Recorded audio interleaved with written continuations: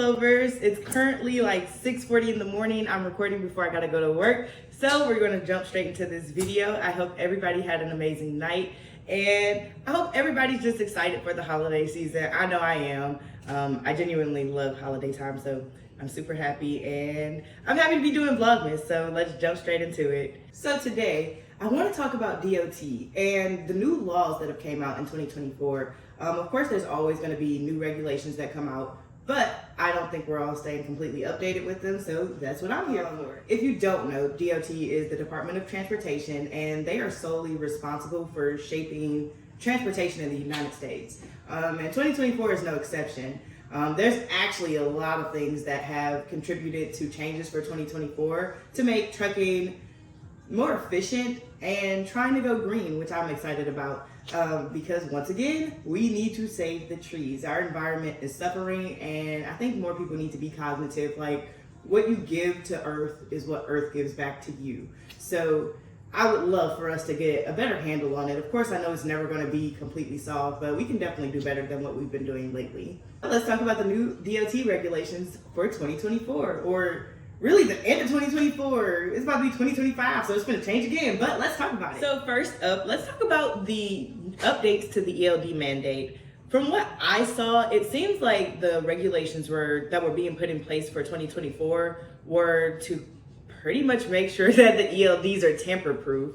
I just feel like they put an emphasis on making sure the data that's entered into ELDs is accurate, which is very important. And I can't remember off the top of my head right now. I want to say it's 8 days. I could be wrong. If I'm wrong, please somebody correct me in the comments. But I think you can only do 8 days of paper logs now. I'll look it up if nobody else knows the answer, but I think you can only have 8 days of paper logs. And I don't know if that is 8 days per month, 8 days per year. I didn't really look it up yet, but I know they're basically just trying to get away from doing paper logs. Everything needs to be electronic. If y'all even remember any of the Blitz weeks, a lot of the Blitz weeks were solely focused on checking ELDs this year. So the mandates are getting a little stricter because they want people to basically not be able to put inaccurate data into those ELD devices. This is the case because once that tractor crosses state lines, they want the ELD to be able to seamlessly transfer data to whatever state they're going to and to whatever authorities they need to show it to. It does make your job easier as a truck driver.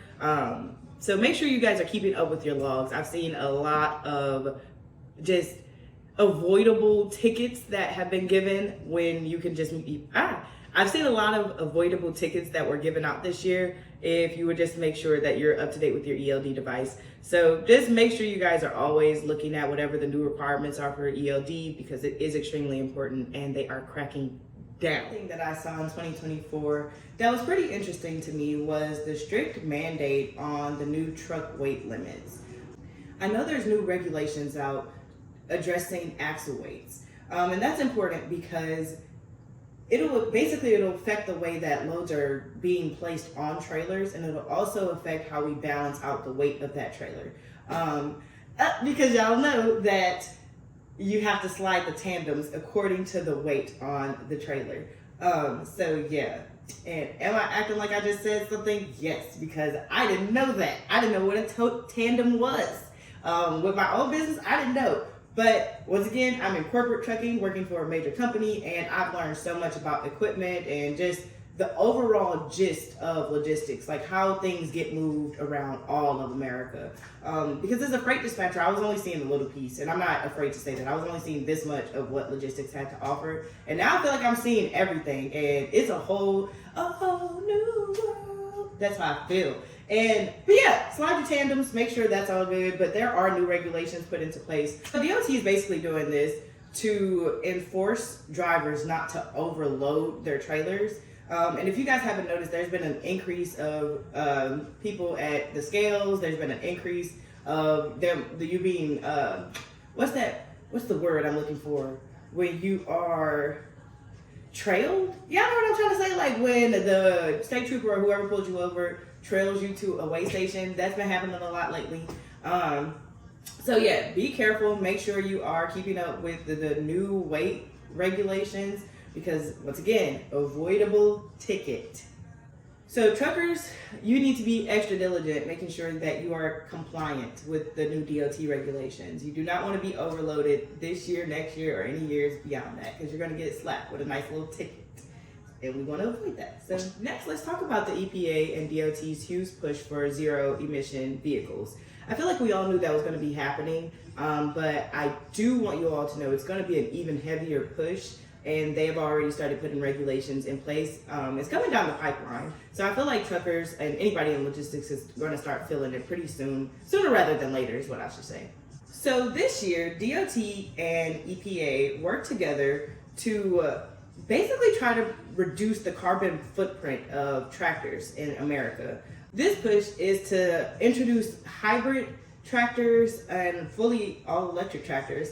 I made a video yesterday saying that genuinely is what the future looks like, and I only said that because I've started looking into the DOT regulations this year, and everything is setting us up to start going that way. And California already has some fully electronic tractors, and it works well there. I think my only concern is going to be long haul driving with the electric tractors. If you all remember, like when Tesla first hit the streets, they had to build all of these new power banking stations or charging stations for those cars.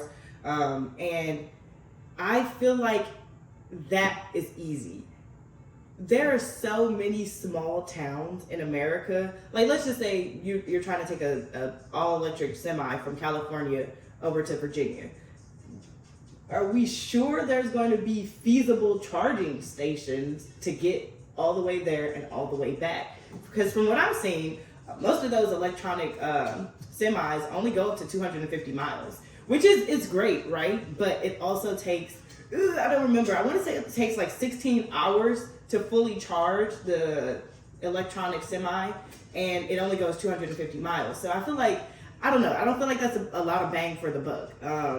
And imagine doing your 10-hour reset, and you still have to sit for another 6 hours so your truck can charge. Like I'm not gonna say I'm against it, because I'm all for making sure the environment is a healthy place. And I do feel like we need to reduce our carbon footprint in general. We need to, our cars, like, it's just so much. And I feel like there's always been this huge industrial boom in America, and it is affecting the environment. Global warming is a real thing. And I feel like the EPA and DOT are now trying to put regulations on tractors because they release the most carbon. And so just get prepared. I know those are going to be expensive. They're expensive. I know those tractors are going to be expensive. And I wonder if there's going to be any initiative to help people swap them out. Probably not. But like, I feel like that's what we're gearing towards. We're gearing towards fully hybrid or fully electronic tractors. I give it about another 5 to 10 years before we start seeing them like just on a regular basis, but we are gearing up for it, so be prepared. The last thing I want to talk about are the new regulations for obtaining your CDL license. So I remember like when I was 18 through like 21, I can remember people not having to take any other form of CDL test other than just going in, taking the little written test, and getting their CDL license. It is not like that anymore. DOT it's already in regulation, but moving forward, everyone is going to be in a comprehensive training class, which is great because it focuses on driver preparedness rather than just trying to get a driver on the road. And I think most of them take at least 8 weeks, and it focuses on everything. I know you have to complete rural miles. I don't know how to say that. Country miles. Land miles. I don't know what y'all want me to say. I don't know what is up with me in words. It just don't be clicking sometimes. But like, so you have to complete rural miles, and you have to create, and you have to complete city miles. And you have to have a certain number of hours. You have to do backing. It's very, very comprehensive now, and it didn't used to be that way.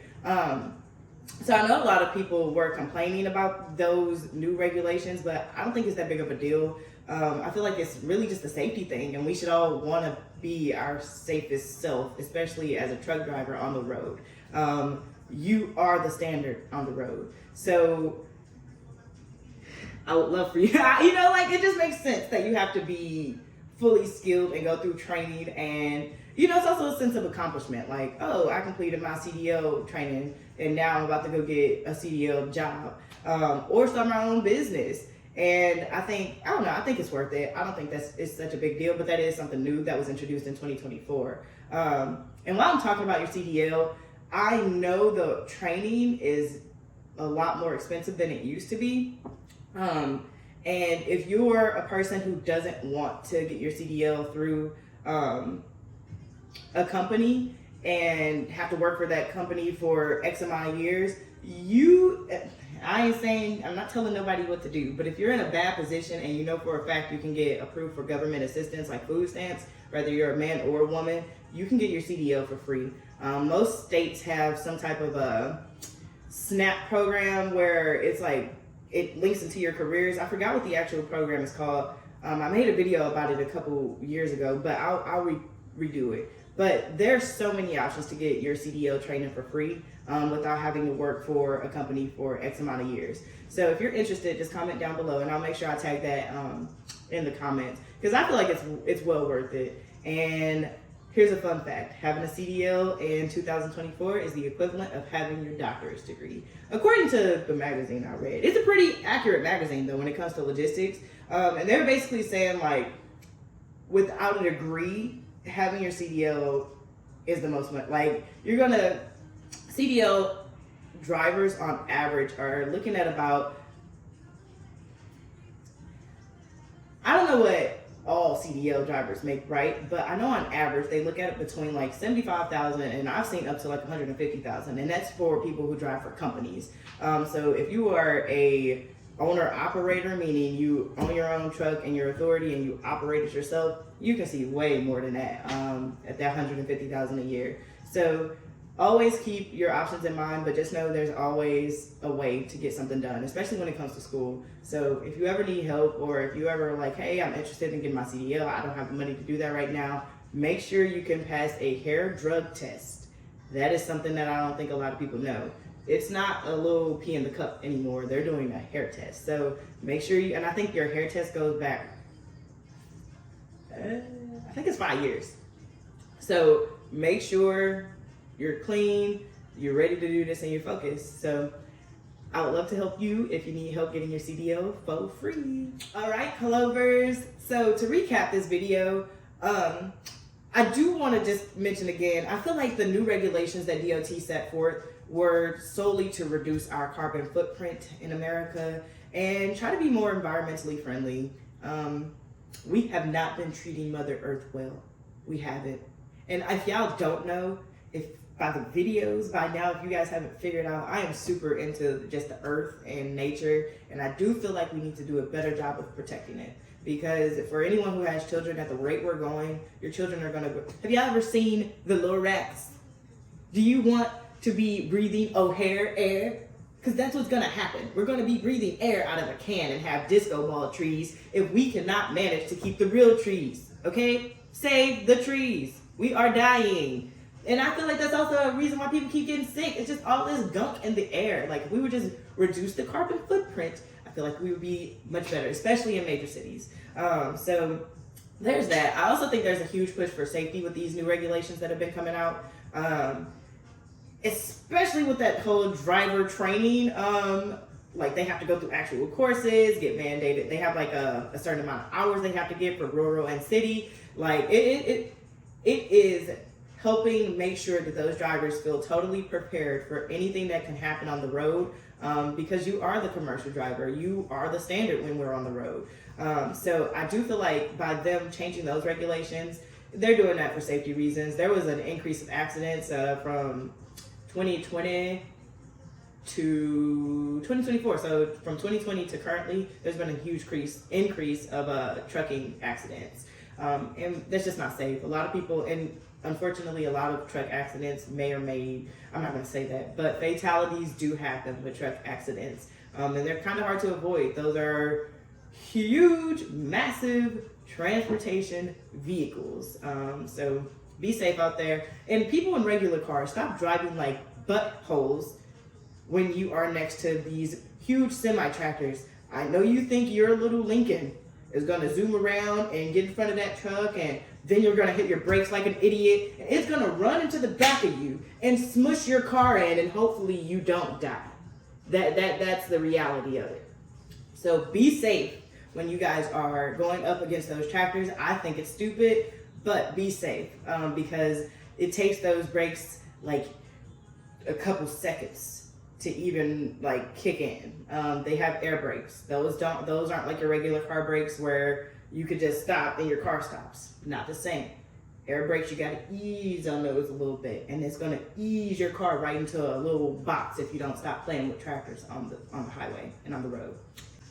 I honestly feel like these regulations that they put into place this year are going to be in effect for at least the next 10 years, especially while this electronic tractors are coming out and hybrid tractors are hitting the scene as well.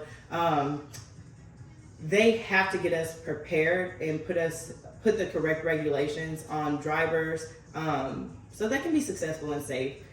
So shout out to DOT. Thank you for keeping us safe, and let's reduce the carbon footprint.